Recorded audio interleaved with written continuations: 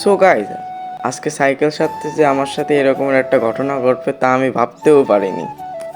আসসালামু আলাইকুম এভরিওয়ান। তো কেমন আছো তোমরা? তোমরা দেখতেই পারছো আমার এই সাইকেলের চেঞ্জারটা নষ্ট হয়ে গেছে।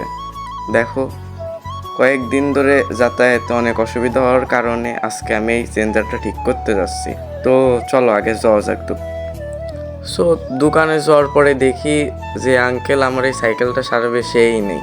তারপরে কয়েকজনের কাছে বললাম কখন আসবে, সে বলল 2টায় আসবে।